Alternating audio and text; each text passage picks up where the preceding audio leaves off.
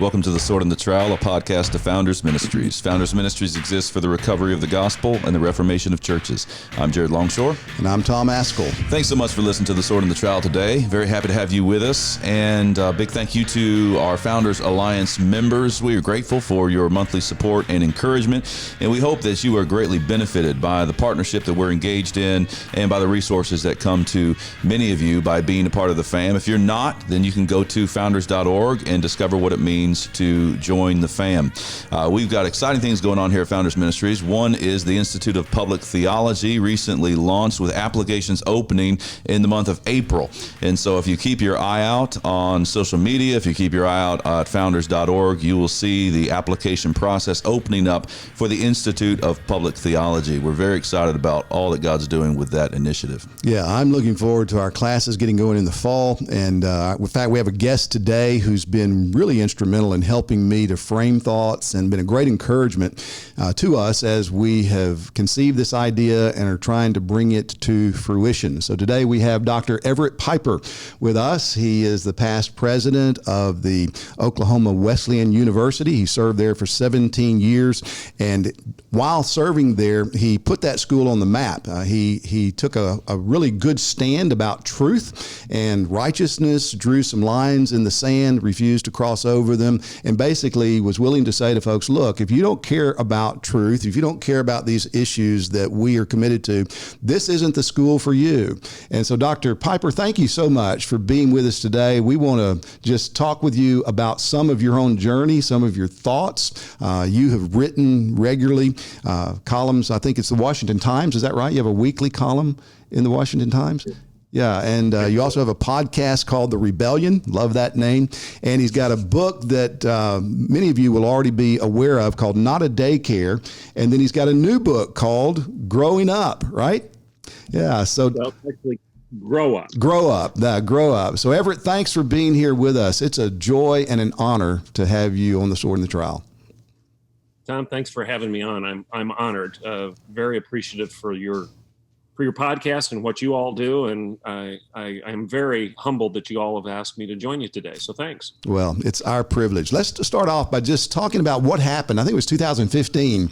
You tell about it in your book, Not a Daycare, when one of your vice presidents alerted you that a sermon that he preached on love, 1 Corinthians 13 in chapel, had kind of provoked a little pushback by at least one student in the student body. Can you tell us about what happened there?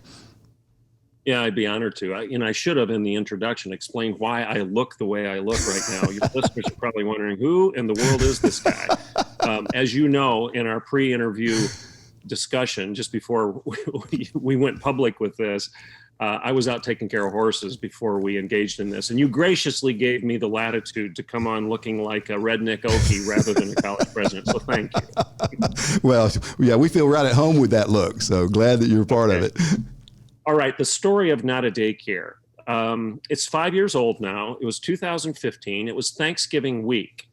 I had been writing an opinion piece, an op-ed, for our local small town newspaper in Bartlesville, Oklahoma. I had been doing so for about a decade. I would write about anything that I wanted to. They gave me latitude to cover any of the news or any of the social issues of the day, and I always interwove my op-ed with a biblical worldview as the local Christian college president. It was that week during chapel at Oklahoma Wesleyan University that one of our students approached the speaker, not me, it was one of our vice presidents. He approached the speaker after the chapel homily, the short sermon, and confronted the speaker and said, "You offended me. You singled me out and you singled my peers out. You made me feel uncomfortable."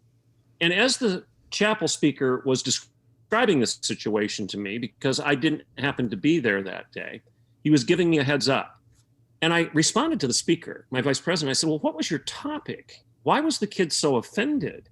And he said, "You won't believe this one. It was 1 Corinthians 13. I said, "You have to be kidding me." And I said, "I know you speak from a script all the time." He very rarely ad libs. He's verbatim from his notes. I said, "Send me a copy of your notes. I want to read your sermon, your speech." I wondered, is there some political humor? Was there something that he inserted into the sermon on 1 Corinthians 13 that caught the kid off guard? What in the world is going on? I read the thing from cover to cover, and there was nothing in it that was offensive. No political humor, no sarcasm, nothing. It was 1 Corinthians 13, love is patient, love is kind. I was beside myself. I couldn't believe that the Snowflake rebellion had come to my campus, a campus that stood boldly for the primacy of Jesus Christ, the priority of Scripture, the pursuit of truth as an objective reality, not a postmodern construct, and the practice of godly wisdom, of sanctification, of holiness, of obedience unto the Lord. Those were the 4 pillars of the mission of Oklahoma Wesleyan University while I was there. Christ, Scripture, truth, wisdom. I couldn't believe that we had a kid complaining about homily on 1 Corinthians 13.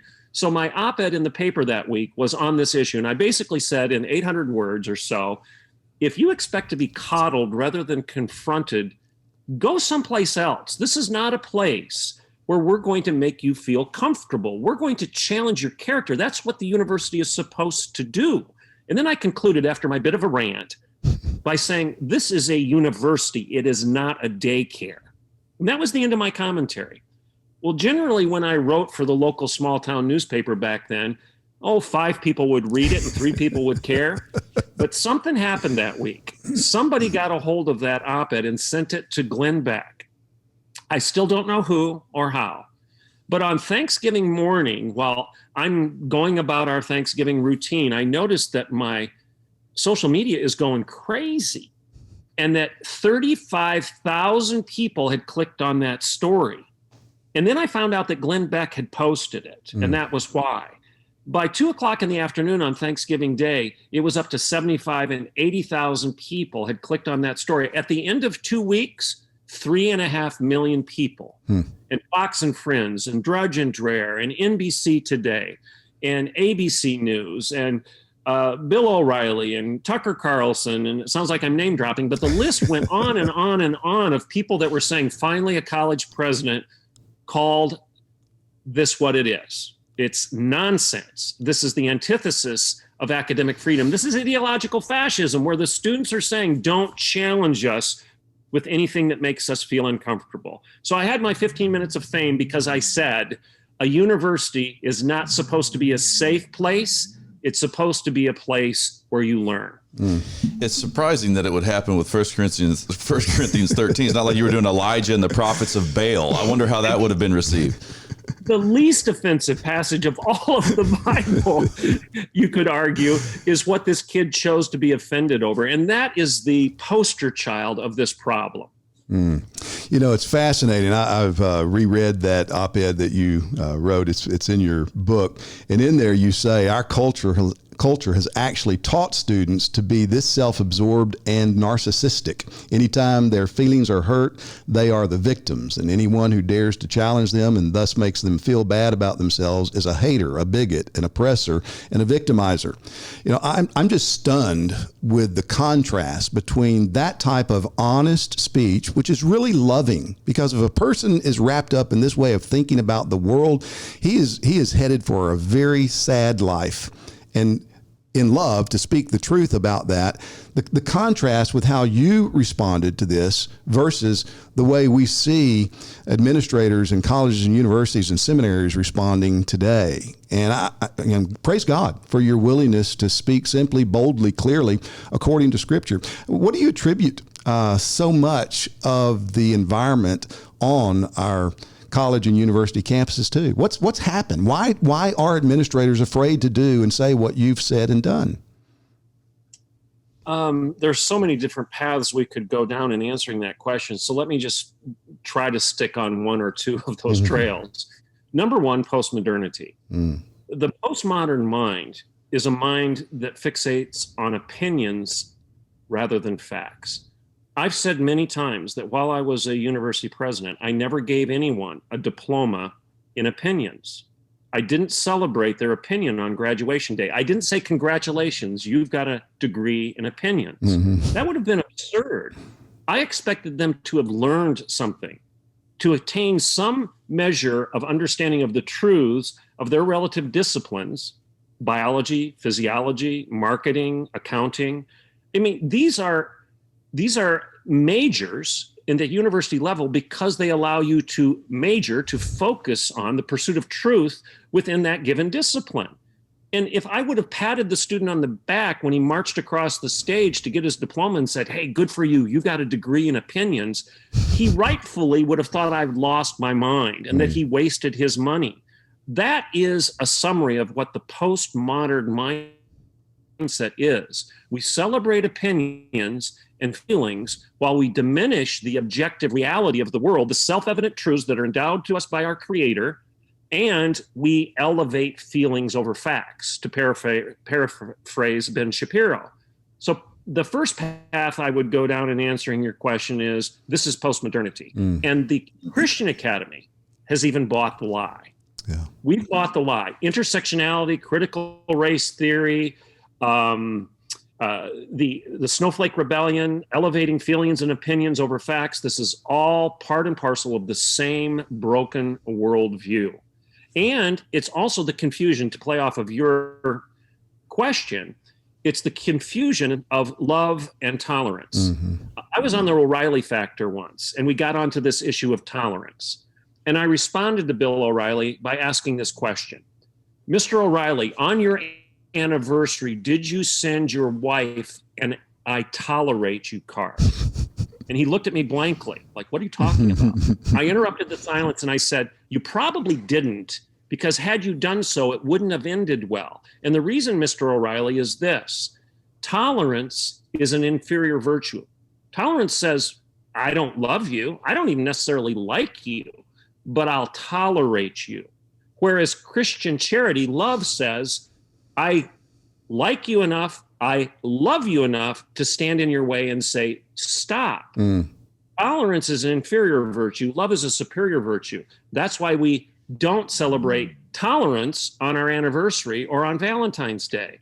And it's the reclaiming of the high ground of love versus tolerance, which is really nothing more than enablement, that we should be doing as educators and as the body of Christ. Yeah, Dr. Piper, my sense is, as I think about especially the opinion fact, that really is what we're facing. You've got this inability to deal with reality as it is, as God the Creator has established it. One of the things Tom and I have talked about a lot is how it seems we're almost moving past this post-modernity where we were kind of saying, the postmoderns are saying, you can all kind of have your own opinion. But it's been increasingly evident that, someone like Nancy Pelosi no longer seems to operate that way. She seems to care quite a bit about solid things. Now, she doesn't care about the actual truth, but why is she forcing you to use the pronouns? Why is she ripping up the president's speech? If it's his opinion, you have your opinion, but it's almost like it's hardening and it's turning into this tyranny that we're seeing in the civil magistrate and in other areas. And I'm suspicious that one of the reasons college administrators, even Christian leaders, do not stand up and speak the truth as you have done is they don't have the steel spine that is necessary to face the tyranny and the accusations and the charges that are now going to come from the left that is actually kind of hardening and leaving off that idea of opinions. Do you sense that? What kind of blows have you taken? And do you see this strictness happening? How would you encourage Christian leaders in the institutional world to stand up and speak the truth no matter the cost? I do think it's a lack of courage. And I want to be careful how I answer this. I don't want to be saying, hey, I'm the courageous one. That's not the point. Maybe I'm the stupid one. Maybe I'm the one with the big mouth. Maybe I was the one who was foolish enough to actually jump into the middle of this mess and stand in the way of the train. But the point is, let's look to Winston Churchill. Churchill, you could accuse him of being a bore, of being a misogynist. You could accuse Churchill of having an ill temperament. He wasn't the ideal Christian per se, but it's because of Winston Churchill's tenacity and courage and his refusal to give in, to never give up, never, ever, ever give up, that we speak English today rather than German, you could argue. Courage. You have to have the confidence and the conviction that here I stand, I can do no other. I'm right on this. Not everybody can be right. The law of non-contradiction says that Nancy Pelosi disagrees with me. 180 degrees, and therefore we both can't be right. And as you pointed out, even she tacitly is admitting this because of her disdain for Donald Trump. So the postmodernity always saws off the branch upon which it sits. It saws frantically away on the branch of tolerance, and it comes tumbling down, and then they have to make sense of it. And I think in a sense they know that. It's kind of a Saul Alinsky type tactic where you use your enemy's principles against them until you've got power, and then you discard those principles because you never believed them in the first place. Frankly, it's Islam. I mean, we know that Muhammad was tolerant at the front end of Islam until he gained power, and then he wasn't so tolerant in the later surahs, was he? The law of abrogation abrogated the peaceful passages in favor of the violent passages. So this all lumps together into a broken worldview. And really the only solution is what Jesus told us: you shall know the truth, and the truth shall set you free.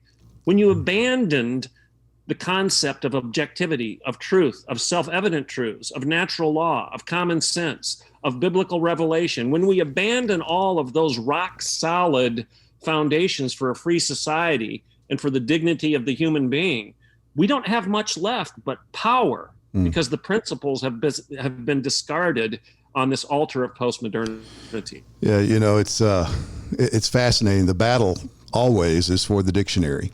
And so this student coming to your vice president, I'm sure, felt like he was not being loved. And that had to factor into the way he made his complaint.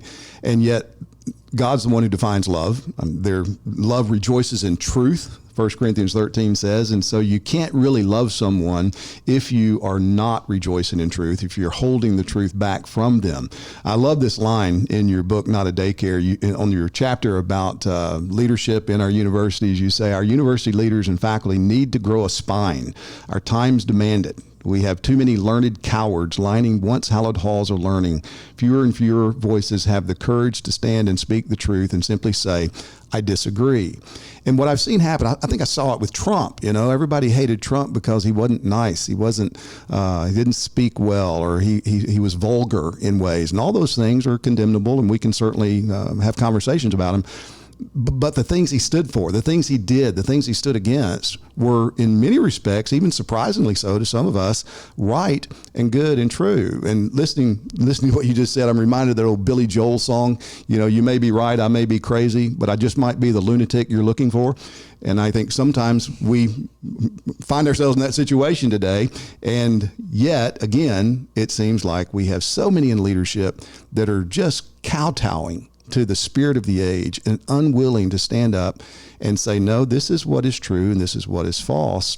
And to see that happening in the Christian world, and especially in our Christian academies, Christian churches, it is disheartening. What counsel would you have for, I mean, we're hoping to start, we are starting this Institute on Public Theology, and we want to avoid all of these pitfalls that we've seen, that you've pointed out.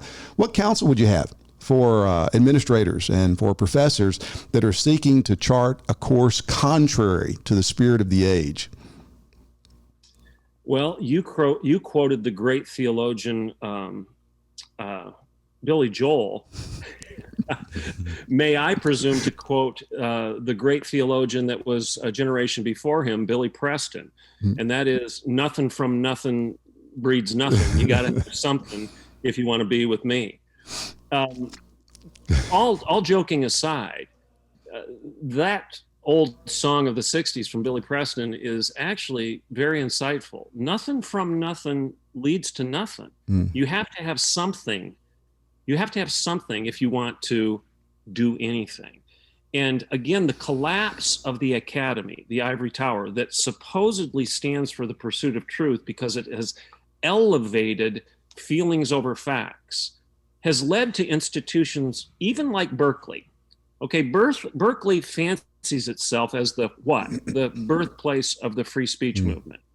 But Berkeley, ironically, was canceling Ben Shapiro and Dennis Prager from speeches that were scheduled on their campus during 2015, 16, 17. Berkeley wouldn't allow me to speak there, most likely, because I would be too offensive, because I'm challenging some of the postmodern assumptions of that campus, of those faculty, and of those students. Therefore, I'm making them feel uncomfortable. What's happened is They've proven that Berkeley isn't the birthplace of free speech. Bethlehem is, because it was in a stable under the stars in Israel that the Word made flesh and dwelling among us was born and came to give us the objective reality of not only who God is, but who the Imago Dei, the image of God, is before him. It's the biblical worldview that allows us to have the freedom that Berkeley wants to have in the first place. That's the magic of our answer. G.K. Chesterton says that when you get rid of the big laws of God, you do not get liberty. You get thousands of little laws that rush in to fill the vacuum. That's exactly what we see in our culture. We refuse to live by the 10 simple laws. That was it, just 10 that we were given by God in the Old Testament. And frankly, Jesus summarizes those 10 by saying 2. So we can't live by 10 or 2 simple laws. So what do we get as the results? We don't get more freedom. We get reams of little laws from Washington, D.C. and elsewhere telling us how to live our lives, down to the point where they're now telling us what pronouns to use and not use, and how to use the bathroom. That is not liberty. That is ideological fascism. And I'll shut up after this. I remind everybody that the word fascism comes from the word fascist. What is a fascist? It's a Roman bundle of sticks bound together so tightly that it cannot be broken, the bond of commonality. And if you're not part of the common bond, if you don't walk like us, talk like us, think like us, if you don't use the pronouns like us, if you don't embrace all of the LGBTQ rainbow cabal lies like us, then you're verboten. We will expel you. We will crush you with the fascists. That is not academic freedom. That is not the ideal of the ivory tower. It's not the ideal of the church. That is ideological fascism at its worst.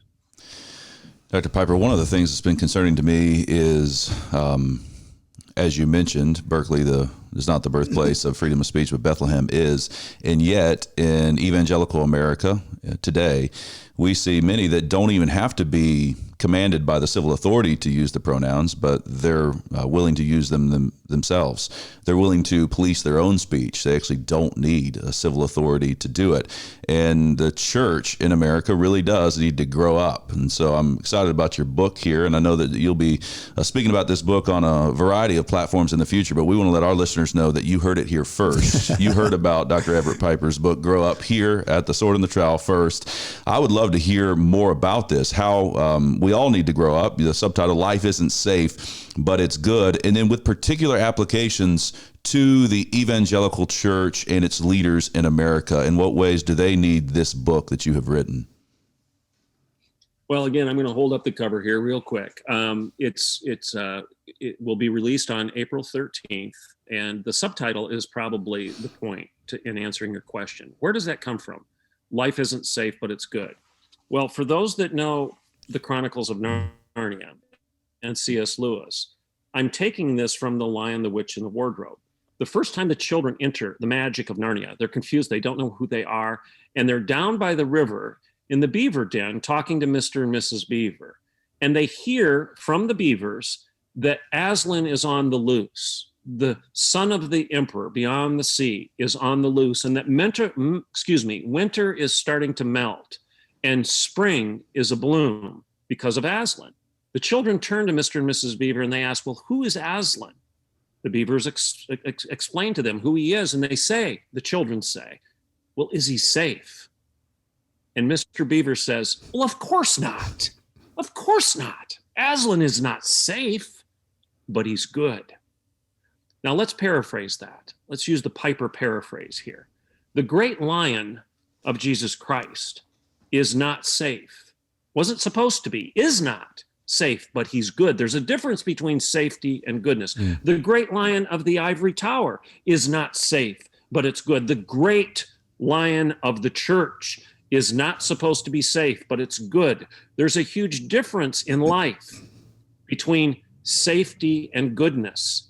And I'd much rather have the second than the first. C.S. Lewis told us that when you put first things first, you get the first and the second thrown in for good measure. But when you put second things first rather than those that should be first, you'll likely get neither. And I would argue what we've done in our culture right now, and COVID has exposed this great lack of character and confidence and courage in our culture, in my view. We have bowed at the altar of safety, and we've given up the goodness of freedom. We've reversed the first and second things. And what we're finding right now is we're not going to get either at the end of the day. This book, Grow Up, is a call to act like an adult in a world that's increasingly proving itself to be a daycare on a daily basis. And it's 20 lessons, 20 chapters on how to do that, how to grow up and be mature, and how to act like an adult with confidence and courage, how to be a Churchill in the face of a world that's desperately begging for leadership that's courageous and confident and has conviction, rather than this capitulation to safety, rather than those things that are good.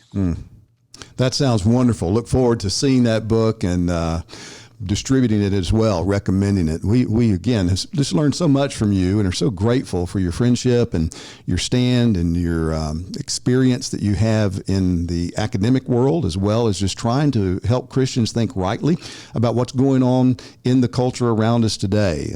As you said a while ago, COVID and 2020 has exposed a great deal of the weaknesses that we face in the evangelical world here in the United States and even beyond into other countries. And we need voices like yours, and we need the principles that undergird the things that you're standing on to be highlighted once again. We want to be a part of that. We want to help with that. And we want to commend our listeners to you, to your website, to your books. Your website is dreverettpiper.com. Is that correct? That's right. Okay. drevettpiper.com. Yeah, there's a world of information there, and you can get your book, pre-order it off of Amazon. And I'm sure if they find your website, they can find all the links that they need to your podcast and to your articles that you're writing. And we would just want to commend you. Thank you so much for your willingness to come on board today and help us to think about these matters. Oh, thank you so much. Again, very honored and humble to join.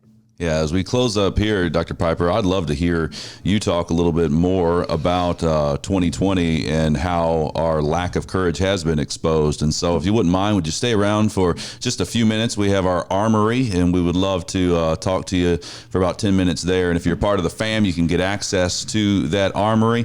And if you're not, go to founders.org. Again, you can find out more information, but we'll have Dr. Piper stick around and hear about really what went on. I want to hear your analysis of 2020, the lack of courage, and what might be done about it. So thank you so much for listening to The Sword and the Trowel today. We hope that you've been greatly blessed by this podcast.